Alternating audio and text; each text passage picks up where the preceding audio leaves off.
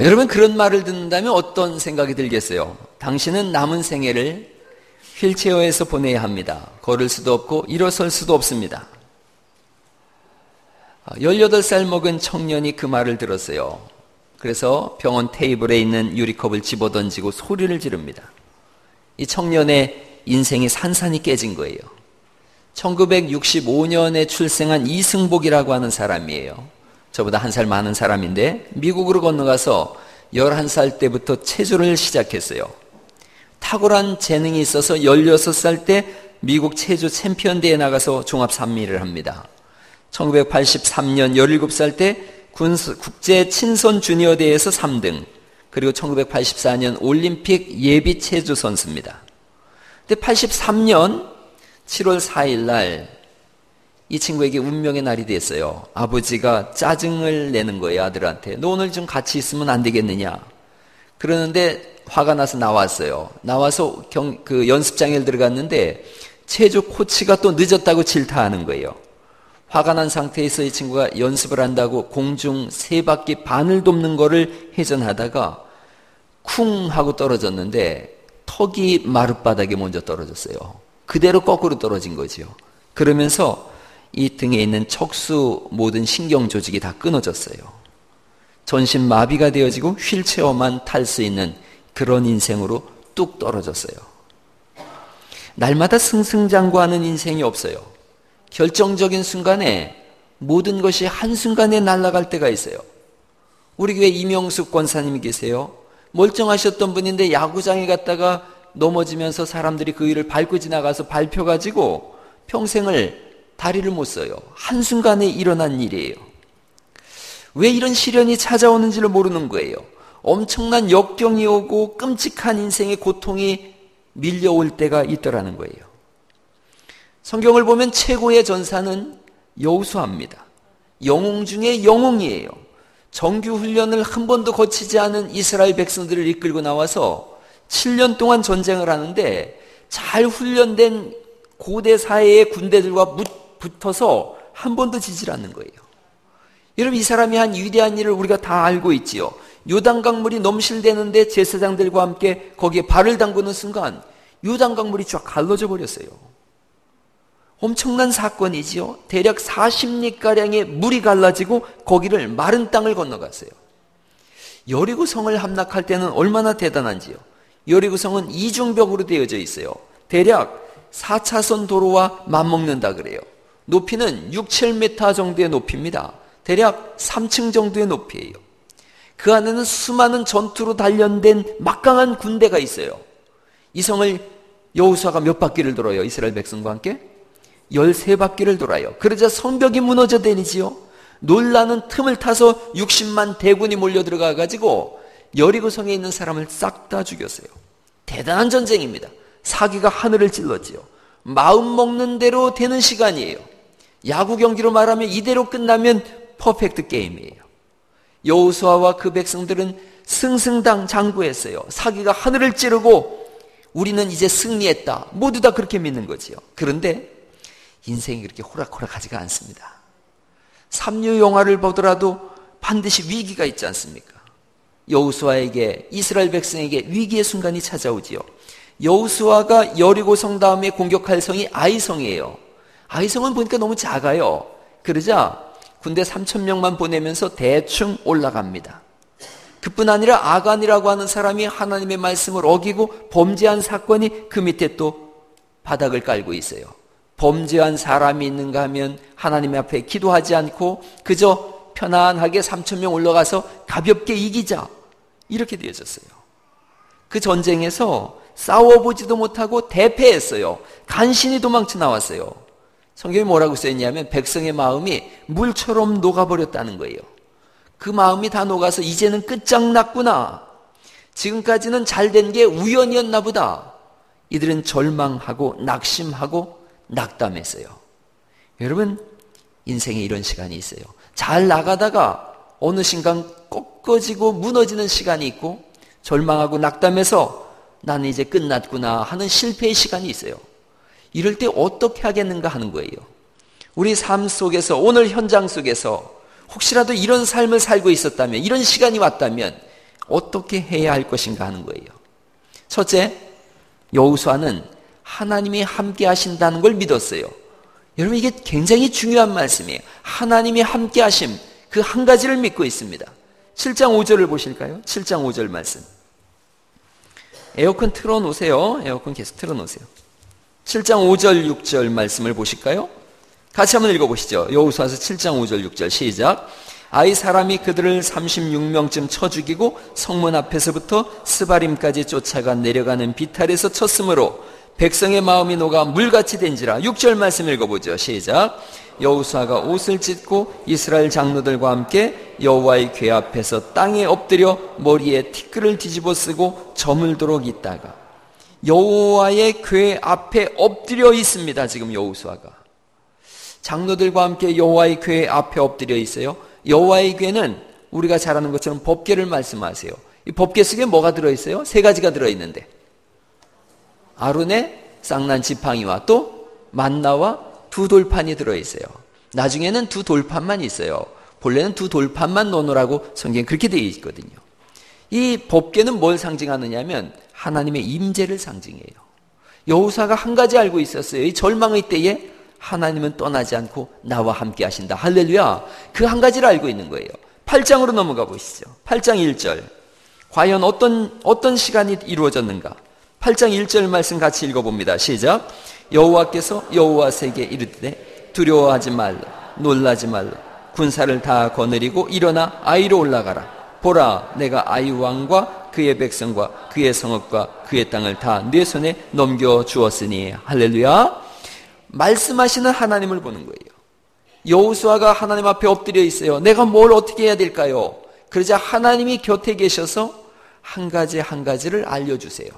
복병을 둬라, 이렇게 말씀하시죠. 복병을 두고 그 아이성 뒤편에 복병을 매복해 두고 아이성에 있는 군대를 유인해내라고 합니다. 유인해내서 적신 깊숙이 들어왔을 때 복병이 들어가서 아이성을 불을 내고 함락을 시키면 아이성 군대가 다 흩어지고 도망갈 거다. 한마디로 다 알려주세요.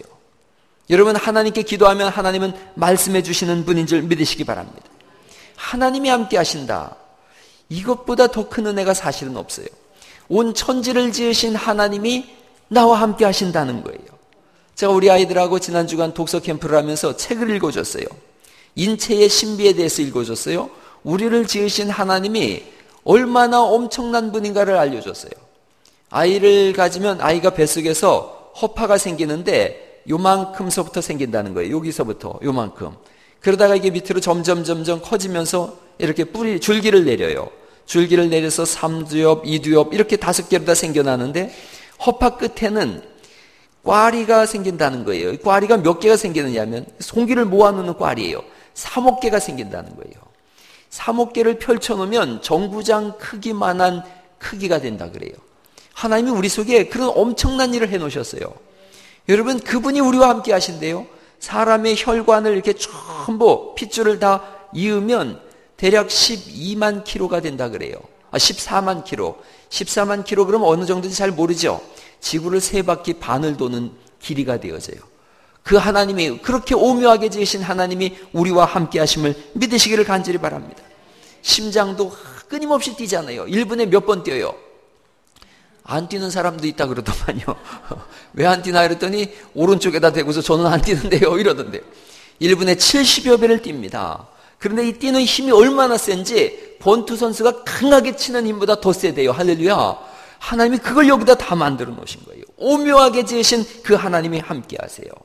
하나님은 예수님을 낳으셨다 그래요. 예수님은 하나님으로부터 낳음을 당한 분이에요. 하나님이 함께 하신다는 것은 하나님이 낳으신 예수 그리스도가 또한 우리에게 함께 하신다는 말씀인 줄 믿으시기 바랍니다. 우리 위하여 십자가에 대신 죽으신 하나님이 우리와 함께 하시는 거예요. 성령님은 예수님과 하나님으로부터 나온다 그렇게 말씀하세요. 하나님과 예수님으로부터 나오시는 성령님이 우리와 함께 하시는 줄 믿으시기 바랍니다. 하나님이 함께 하신다는 말씀은 온 우주를 진행하고 이끄시는 삼위일체 되신 하나님이 우리와 함께 하시는 것인 줄 믿으시기 바랍니다.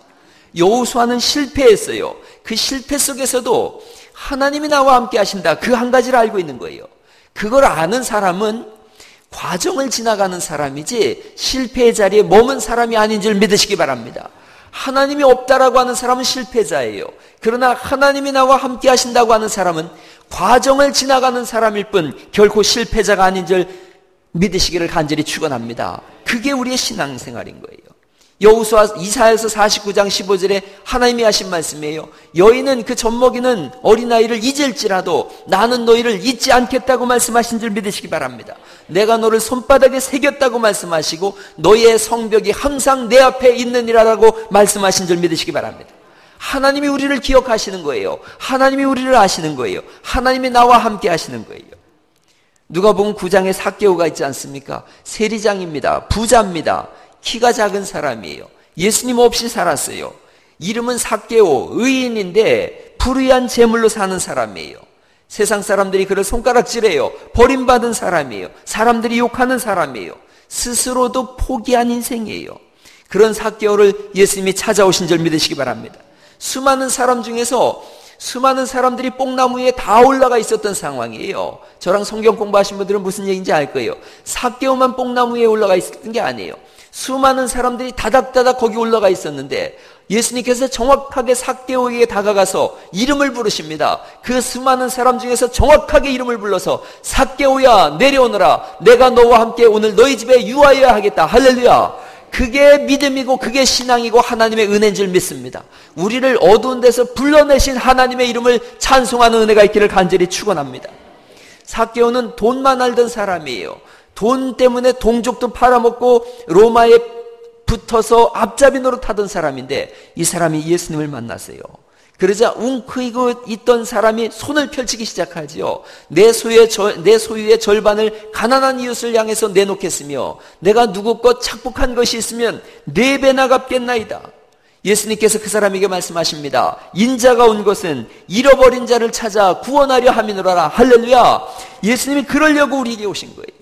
우리 인생에 찾아오시고 동행하시는 주님, 그분이 우리 예수님이신 줄 믿습니다. 저는 교회를 개척했어요. 지하에 있었는데 지하에 이렇게 물이 차는 거예요. 언젠가 제가 상주에 우리 어머니를 모시다 드리고서 왔더니 물이 무릎까지 차가지고 전기도 다 나갔어요. 그 지하에는 배수할 수 있는 그 뭐라 그러는 거예요? 이거 물 퍼올리는 거. 양수기가 2대가 있는데 하나는 예배당 쪽을 퍼올리고 하나는 그 똥 오줌 거기 화장실이 있었거든요. 그걸 퍼올리는 건데 양수기가 다 멈췄어요. 그래서 교회 집사님 한 분을 불러서 밖에서 두꺼비집을 올라라 내려라 하고 나는 이제 거길 들어가야 돼요. 여러분 그렇게 물이 차고 그런 위험한 장소는 누가 가야 돼요? 집사님하고 목사님 중에서. 그래요. 그래 목사님이 가야 돼요. 그럴 땐 목사가 가는 거죠. 어쨌든 제가 들어갔어요. 들어가서 이렇게 페트병에다가 물을 잔뜩 담아가지고 가서 양수기마다 이렇게 놓고서 막 이렇게 쑤시는 거예요. 그러고서 밖에다가 두꺼비집을 올리라 그러면 집사님 밖에서 올리고 내리고 하는데 안 돼요. 잉 하다 말고 그래요. 그러다가 한 30분을 하니까 저도 완전히 젖었고 밖에 있는 집사님도 떼양볕에 얼마나 힘들겠어요. 그런 상황 속에서 정신을 놓고 멍하니 있는데 이분이 올리라 내리라 아무 소리가 없으니까 계속 올렸다 내렸다 하는데 이렇게 쳐다보고서 넋을 놓고 있는데 이게 확 돌면서 똥물이 글쎄 여러분 넋을 놓고 있으면 뭐가 벌어져요? 그렇죠. 입이 벌어지죠. 왁 들어온 거예요. 여러분 제가 얼마나 비위가 약한지 알잖아요. 아내가 제 국그릇에 숟가락을 넣어도 안 먹는 사람인데 똥물이 확 들어왔어요. 꿀꺽 삼켰어요. 뭐 단백질 보충돼서 좋다고 누가 그러더만 구더기도 가득했는데 토악질을 하고요. 제가 막 뒤를 자빠져가지고 막 물을 치면서 하나님 똥물 먹이려고 목사시키느냐고 막 난리를 쳤어요. 제 성질이 오죽하겠어요. 막 대글대글 들물면서 그러다가 그때 주의 음성을 제가 들었어요. 일어나라 그러시더라고요. 일어나라 내가 너와 함께 하느니라. 할렐루야. 내가 주의 음성 딱 2마디 들었는데 옛날에 공부하려고 그럴 때 어떻게 하면 공부 잘합니까? 그랬더니 하나님께서 딱 5마디로 열심히 해라 이 말씀하고 일어나라 내가 너와 함께 함이니라. 할렐루야. 그 말씀 듣고 일어났어요. 그리고부터 목회가 하나님 음성 듣는 걸로 바뀐 줄 믿으시기 바랍니다. 하나님은 우리와 함께 하시는 분이세요. 어렵고 힘들어서 절망하고 쓰러졌어요. 나 이제 피곤하고 나 이제 손끝도 하나 움직일 수 없어요. 나 낙엽처럼 버려진 인생이에요. 하나님 나 찾지 마세요. 그럴 때 주님 다가오셔서 내 손 잡으시고 어두운 길 걸어가느냐? 내가 너와 함께한다. 나와 함께하자고 하시는 예수님인 줄 믿으시기 바랍니다. 오래전에 들은 찬송인데 한 20년 전에 무슨 유행가인 줄 알았어요. 가만히 20년 지나서 들어보니까 너무 귀한 복음성가더라고요. 여러분들 들으신 분 있을 거예요. 낙엽처럼 살아온 내 모습이 부끄러워 나의 모습 감추려고 어두운 길 걸었네.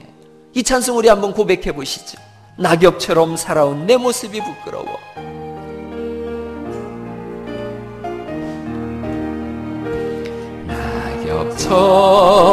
낙엽처럼 살아온 내 모습이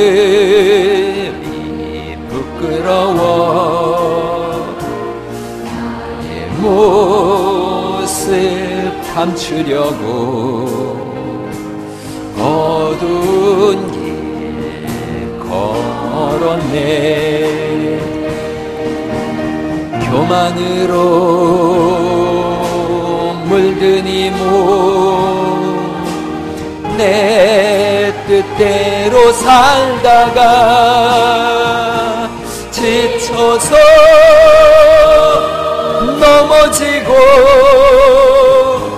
견디다 못해 쓰러질 때 예수님 피 묻은 손 나를 잡아 주셔. 탕자처럼 살아온 내 모습이 살아온 내 모습이 부끄러워 나의 모습 감추려고 어두운 길 걸었네. 욕심으로 물든 이 몸 세상 유혹 쫓다가 세상 사람 멸시천대 견디다 못해 쓰러질 때 예수님 피 묻은 손 나를 감싸 주셔. 잡초처럼 살아온 내 모습이 살아온 내 모습이 부끄러워 나의 모습 감추려고 어두운 길 걸었네. 죄악으로 얼룩진 몸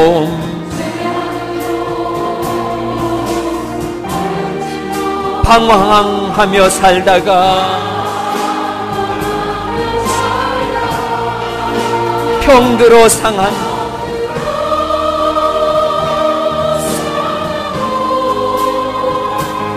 견디다 못해 쓰러질 때 예수님 피 묻은 손 나를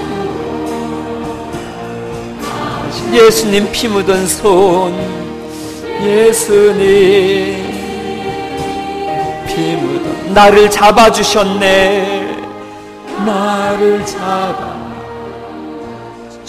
예수님 피 묻은 손 나를 감싸주셨네. 예수님 피 묻은 손 나를 감싸 예수님 피 묻은 손 나를 구원하셨네. 예수님 피 묻은 손 나를 구원하셨네. 할렐루야. 주님이 우리와 함께 하세요. 1999년 말에 영국 BBC 방송이 실시한 여론조사에서 지난 1000년 동안의 최고의 탐험가 10명을 선정했어요. 그 중에 5번째가 세클턴이라고 하는 분이에요. 이 세클턴이라고 하는 분이 남극 대륙 갔다 온 얘기를 쓴 책이 인듀어런스라고 하는데, 여러분, 이들이 남극 대륙을 탐험한다고 했는데 발도 디뎌보지 못했어요. 얼어붙은 이 바다에 배가 난파되어져 버렸어요. 결국은 배를 포기하고 이렇게 부빙의 몸을 옮겼어요. 그때부터 상상을 불허하는 그런 역경을 만납니다. 먹을 게 없으니까 펭귄을 잡아서 먹고 참혹한 추위에 발이 얼어서 썩어가기 시작했어요. 이들이 겪은 고통은 유래를 찾아보기 어려웠어요.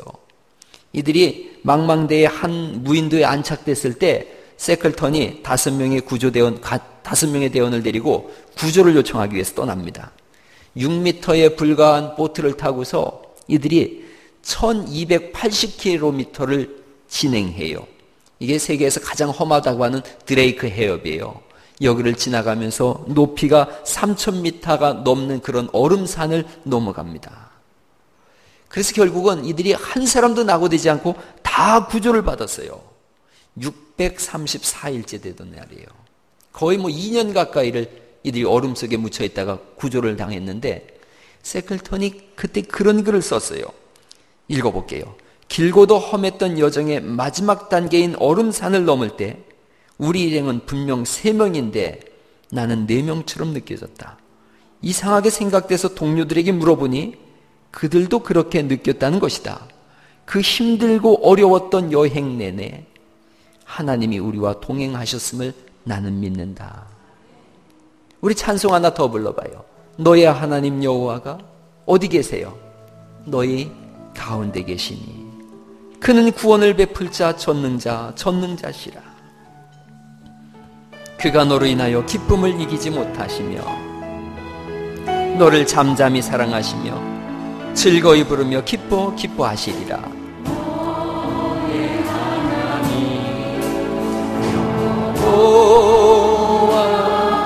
너의 가운데 계시니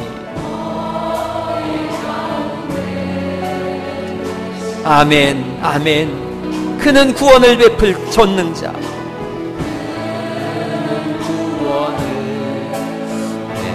베푸실 전능자시라.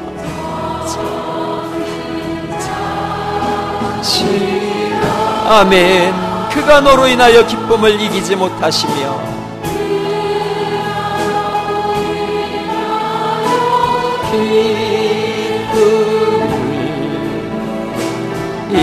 이기지 못하시며 너를 잠잠히 사랑하시며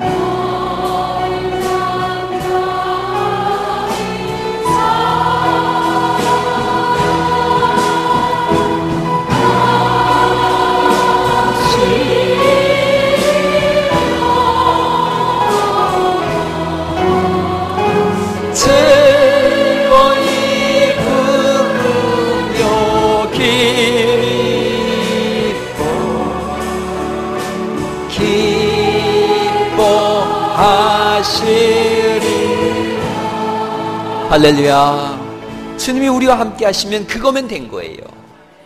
다니엘서 3장에 다니엘의 세 친구가 하나님 앞에만 예배하겠다 그랬더니 느부갓네살 왕이 조서를 내리죠.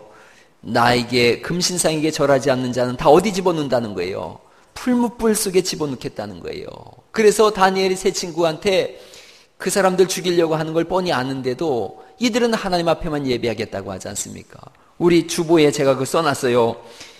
다니엘서 3장 16절 말씀부터 18절이 그런 내용이에요. 너희들 금신상한테 절하지 않으면 죽이겠다는 거예요. 그랬더니 이렇게 말하죠. 같이 읽어보죠. 다니엘서 3장 16절로 18절 시작. 이 일에 왕에게 대답할 필요가 없나이다. 하나님이 계시면 우리를 능히 건져내실 것이고 왕의 손에서도 건져내실 것입니다.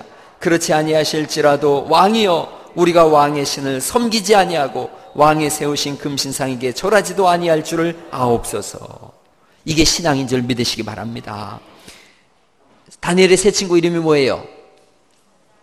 사드락, 메삭, 아벳느고, 이거는 이 나라 사람들이 정해준 그 달신을 섬기는 이름이에요. 그러나 이들의 이스라엘 이름이 있지 않습니까? 뭐예요? 하나냐, 미사엘, 아사랴, 이런 거예요. 제가 이것도 외우기 쉽게 알려드렸지요. 둘이냐, 하나냐, 몇이래요? 하나냐. 그리고 아소라가 아니라 아사랴, 미사일이 아니라 미사엘, 이렇게 되는 거예요. 한번 해봐요. 시작.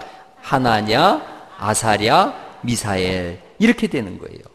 이름 뜻도 얼마나 좋은지 몰라요. 하나냐, 하나님은 은혜로우시다. 할렐루야. 미사엘, 하나냐, 아사랴, 하나님이 여기 지금 계신다. 미사엘, 하나님이 우리를 도와주신다. 할렐루야.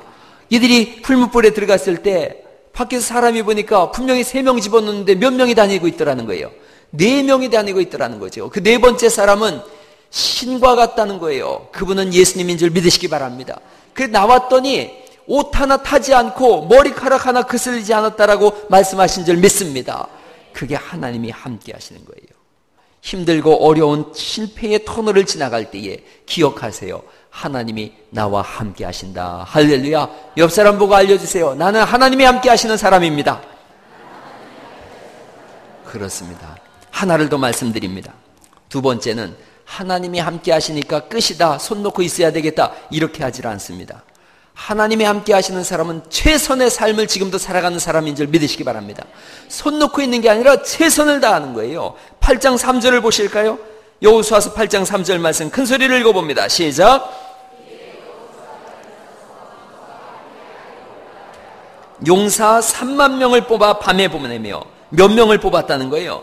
3만 명. 처음에는 몇 명 갔다 그랬어요? 3천 명. 그런데 이번엔 3만 명을 뽑아서 밤에 갑니다. 그리고 4절 말씀에 그들에게 명령하여 이르되 너희는 성읍 뒤로 가서 성읍을 향하여 매복하라. 그리고 그 성읍에서 너무 멀리 하지 말고 그 다음 뭐라고 돼 있어요? 다 스스로 준비하라는 거예요. 준비하라. 최선을 다해서 준비하라고 말씀하시고 나중에 12절 말씀을 또 보시죠. 8장 12절 말씀 또 읽어봅니다. 시작. 그가 약 5천 명을 택하여 5천 명을 더 뽑아요. 거기뿐이 아니죠. 19절 말씀을 보실까요? 9절 말씀. 그들을 보내매 그들이 매복할 곳으로 가서 아이 서쪽 베델과 아이 사이에 매복하였고 그 다음 같이 읽어봅니다. 시작. 백성 가운데서 잤다는 거예요. 최선을 다하는 모습이에요. 10절에는 시작이 어떻게 되어져? 읽어보시죠. 시작. 아침에 일찍이 일어났다. 이렇게 말씀하세요. 하나님이 우리와 함께 하시면서 그 다음에 주신 말씀이 뭐냐? 최선을 다하라는 거예요. 여러분, 우리가 예수 믿기 전에는 마귀가 가만히 있어요. 뭐 어차피 마귀 밥이니까 더 이상 뭐 할 이유가 없죠. 가만히 있지만 우리가 예수님을 믿고 믿음으로 가려 그러면 마귀는 끊임없이 공격하는 줄 아시기를 간절히 바랍니다. 마귀는 기도 못하게 하는 거예요. 찬송 못하게 하고 예배 못하게 하고 여름날 어디 놀러 가자고 하고 그래서 하나님 앞에 서지 못하게 하는 게 마귀의 작전입니다. 구원받은 이후에는 끊임없는 싸움이 우리에게 있음을 믿으시기 바랍니다. 마귀는 이단을 보내기도 하고 시험을 주기도 하고 의심을 구름처럼 몰라오기도 하고 사람들 사이에 이간질도 하게 합니다. 마귀는 어떻게든 예수 못 믿게 하려고 그래요. 어떻게든 최선을 다해서 영적인 삶을 사는 일에 있어서 방해를 놓습니다. 지난주에는 그렇게 설교가 은혜로웠는데 이번 주에는 목소리도 듣기 싫게 하는 거예요. 이렇게 왔을 때는 세상에 이렇게 좋은 교회가 있느냐 그랬는데 어느 날은 교회를 확 떠나고 싶은 마음이 생기기도 하고 신앙생활 제대로 한번 해보려고 딱 마음 먹으면 꼴비기 싫은 인간이 꼭 옆에서 자기 일을 찔러더라는 거죠. 잘 알죠? 이게 그런 게 마귀의 계략인 거예요. 여러분 여기서 이겨나는 은혜가 있기를 간절히 바랍니다. 기도하고 찬송하면서 더 열심을 내야 되는 거예요. 최선을 다하는 거예요. 그래서 주님이 말씀하세요. 스스로 준비하라. 스스로 준비하라. 철저히 준비하라는 거예요. 기도, 말씀, 찬송, 예배 모든 일에 최선을 다하는 은혜가 있기를 간절히 축원합니다. 실패하면 움츠리게 돼 있어요. 모든 열정을 다 뺏어가고 겁쟁이가 되게 합니다. 그러나 하나님은 열정을 품고 달려가고 삶에 또 한 번 도전하고 또 도전하라고 말씀하시는 줄 믿으시기 바랍니다. 열정이라고 하는 단어를 영어로 보니까 enthusiasm이에요. enthusiasm. 그래서 그 단어가 이렇게 분리를 해보면 에는 뭐뭐 안에서라는 말이고요. 또아 하면은 테오스 하나님이란 뜻이에요. 이즘 하면은 이렇게 얼이 빠졌다 이런 뜻이에요. 홀린 상태. 그러니까 하나님 안에서 홀린 상태, 그게 열정이에요. 여러분 한평생 열정으로 살아갈 수 있기를 간절히 축원합니다. 그게 속에서 막 불이 나야 되지 않느냐는 거지요. 열왕기하 13장에 보면 엘리사가 죽을 때가 됐어요. 그러자 요아스 왕을 불러요. 요아스 왕이 와서 아버지요 이렇게 부르지요. 어떻게 해야 합니까? 그랬더니 엘리사가 기가 막힌 얘기를 해요. 활과 화살을 가져오세요. 그래서 활과 화살을 가져왔더니 활을 쏘라 그럽니다. 막 쐈어요. 그랬더니 이 활은 구원의 화살입니다. 당신이 아람 왕을 이렇게 쳐서 죽일 겁니다. 그랬어요. 그 다음에 화살을 집으라 그래요. 화살을 당에 두드리라 그럽니다. 그러니까 요아스 왕이 이렇게 3번 툭툭툭 치고 말았어요. 엘리사가 막 대노하는 거예요. 막 화를 벌컥 내는 거예요. 왕이여! 어째 3번만 치고 맙니까? 5번, 6번 끊임없이 쳐야지. 당신은 이제 아람 군대를 3번밖에 못 칠 겁니다. 당신이 열정을 가지고 끊임없이 쳤더라면 하나님은 아람을 다 물려쳤을 텐데. 할렐루야! 신앙은 이런 열정이 있어야 되는 거예요. 내일 무슨 일이 일어날는지 모르는 거예요. 그렇다면 오늘 최선을 다하는 열정의 사람으로 주님 앞에 쓰임받을 수 있기를 축원합니다. 그게 하나님의 백성이고 그게 교회인 거예요. 우리가 속담에도 있잖아요. 하늘은 어떤 자를 돕는데요? 스스로 돕는 자를 돕는다는 거예요. 그게 뭐냐? 최선을 다하는 사람을 하나님은 돕는다고 말씀하신 줄 믿으시기 바랍니다.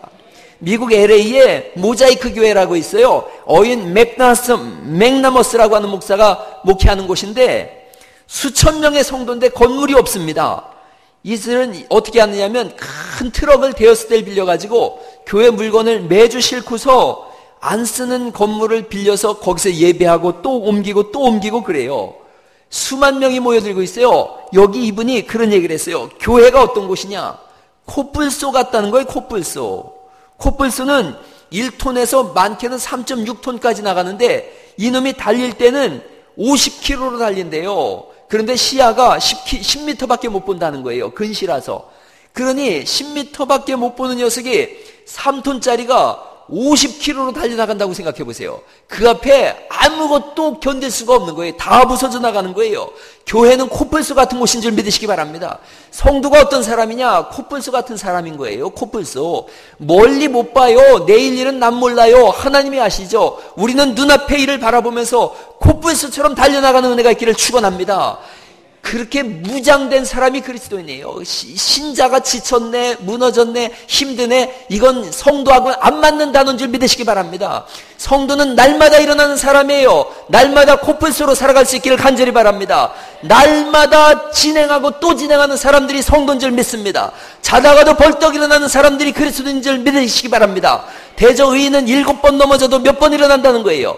8번 일어나서 또 돌격 앞으로 하는 사람들이 성도인 줄 믿으시기 바랍니다. 성도가 너부러져 있고 지쳤다, 힘들었다, 시험 들었다, 그 성도 아니에요. 여러분 코뿔소로 일어날 수 있기를 예수 이름으로 축원합니다. 우리 갈릴리 교회 코뿔소 교회로 함께 만들어 가십시다. 할렐루야. 여러분 옆에 사람한테 얘기하세요. 나 코뿔소입니다. 얘기하세요. 아이고 뭐 이렇게 힘없는 코뿔소가 있어. 나 코뿔소입니다. 그렇습니다. 우리는 코뿔소 교회인 거예요. 하나님께 맡기고 달려갈 수 있기를 간절히 바랍니다. 부흥이 언제 오는 겁니까? 나한테 묻지 마세요. 부흥이 목사님 언제 옵니까? 목사한테 묻지 마세요. 부흥은 여러분에게 달려있음을 믿으시기 바랍니다. 부흥은 하나님을 믿고 최선을 다하는 여러분에게 달려있는 거예요. 옆 사람한테 다시 한번 얘기하세요. 이 교회 부흥은 나에게 달려있습니다. 여러분 우리의 부흥은 여러분에게 달려있음을 믿으시기 바랍니다.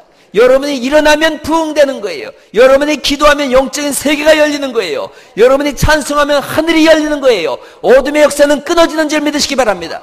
교회 그러려고 오는 거예요. 할렐루야. 그런 마음을 먹으려고 예배하는 거예요. 오늘 예배 속에도 성령의 역사하심 속에서 코뿔소처럼 일어나는 은혜가 있기를 예수 이름으로 축원합니다.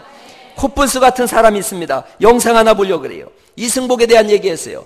턱이 끊어졌어요. 턱이 부러졌어요. 척추 6번, 7번이 나가서 평생을 못 걷게 되어졌어요. 절망의 나락으로 떨어졌어요. 이 사람 결과가 어떻게 됐을까요? 한번 보시죠. 이 앞에 불을 꺼세요.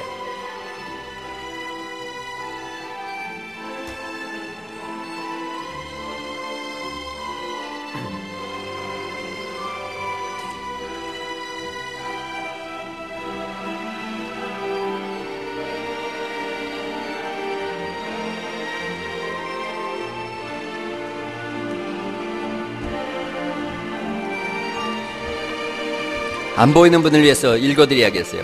뉴욕제를 졸업하고 콜롬비아 대학 공중보건학 석사, 다트머스 대학 의학 박사, 하버드 의대 인턴 생활을 수석으로 마치기까지 다른 장갑과 굳은 살이 그동안 그가 감당했던 삶의 무게를 말해줍니다. 그를 인고의 삶으로 밀어넣은 그날의 사고,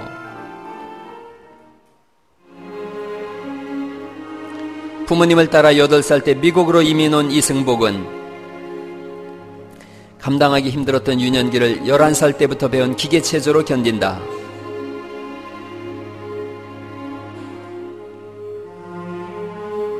기계체조를 시작하기 무섭게 그는 뛰어난 기량을 보였고 올림픽 금메달이 유력한 대한민국 국가대표 선수로 자리 잡아갔다.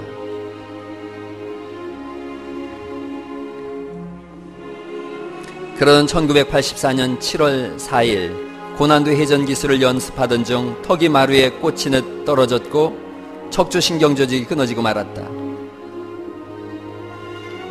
그의 나이 18살, 한참 꿈을 키워나갈 때 그는 금메달의 꿈을 접어야 했다. 9개월간의 고통스러운 재활보다 더 괴로웠던 것은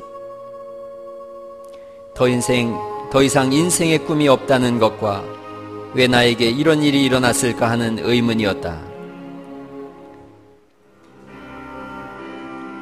평생 휠체어를 타야 하는 그는 주의 도움으로 공부에 매진하여 뉴욕대를 입학할 수 있었고 그곳 캠퍼스 선교사에게 복음을 들었다.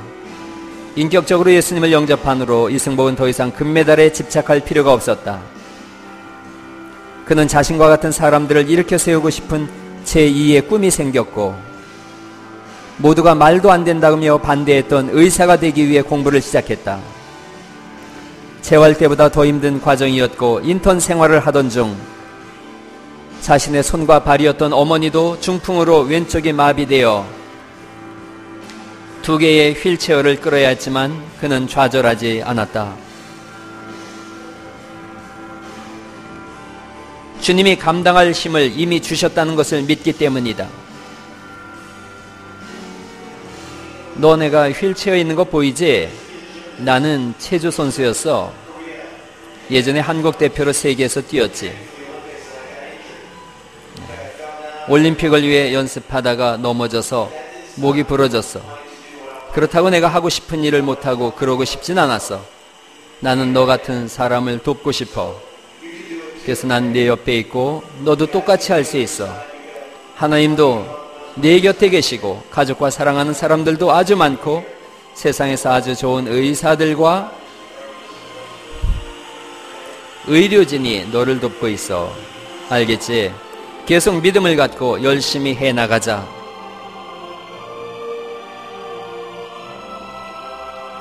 평생 재활해야 하는 환자인 동시에 의사인 이승복 박사의 말 한마디는 세계 최고의 병원의 환자들에게 가장 좋은 약이 되고 있다. 자신과 영원히 함께 하시는 주님의 휠체어를 타고 예수님의 사랑을 전하기 위해 이승복 박사는 오늘도 힘차게 달려간다. 사람이 감당할 시험 밖에는 너희가 당한 것이 없나니 시험 당할 즈음에 또한 피할 길을 내사 너희로 능히 감당하게 하시느니라. 할렐루야. 아멘. 이승복 박사가 한 말이 뭐라고요? 나는 공산당이 싫어요? 그게 아니라 주님이 우리에게 힘을 주신다고 하신 줄 믿으시기 바랍니다. 주님이 함께 하시니 넌 최선을 다하라고 하세요. 최선을 다하라. 말씀을 마칩니다. 여러분 잘 아는 도중환 시인의 흔들리며 피는 꽃이라는 시가 있어요. 그 시를 제가 한번 읽어드릴게요. 흔들리지 않고 피는 꽃이 어디 있으랴. 이 세상 그 어떤 아름다운 꽃들도 다 흔들리며 피었나니 흔들리면서 줄기를 곧게 세웠나니 흔들리지 않고 가는 사랑이 어디 있으랴. 젖지 않고 피는 꽃이 어디 있으랴. 이 세상 그 어떤 빛나는 꽃들도 다 젖으며 피었나니 바람과 비에 젖으며 꽃잎 따뜻하게 피웠나니 젖지 않고 가는 삶이 어디 있으랴. 여러분 한번 눈을 감아 보시기 바랍니다. 여러분 곁에 울고 있는 사람도 있고요, 웃고 있는 사람도 있습니다. 잘 살펴보시면요, 그들은 모두 흔들거리면서 자신만의 꽃을 피워가고 있습니다. 그 영롱한 꽃봉오리도 한때 비에 젖어서 울어야 할 때가 있었습니다. 그게 인생입니다. 질병으로 신음하다가 치료하시는 하나님을 만나고요. 가슴이 아파서 울부짖다가 나보다 더 아파하시는 하나님을 만나기도 합니다. 소중한 사람을 잃고 목 놓아 울다가 부활의 소망을 찬양하기도 합니다. 흔들리고 젖을 때가 있습니다. 실패의 시간이 누구에게나 있습니다. 중요한 것은 그때 하나님이 더 곁에 계심을 믿고 하나님을 의지하는 것이며 내가 할 수 있는 최선의 것을 지금 하는 것인 줄 믿습니다. 주님 말씀하세요. 내가 너와 함께 있으니 너는 콧불수같이 힘있게 최선을 다해서 달려가라 하십니다. 평생 주저앉지 마십시오. 평생 무너지지 마십시오. 평생 시험 들지 마십시오. 평생 콧불수 정신으로 날마다 일어나셔서 하나님과 동행하며 승리의 깃발 꽂는 은혜가 있기를 간절히 축원합니다.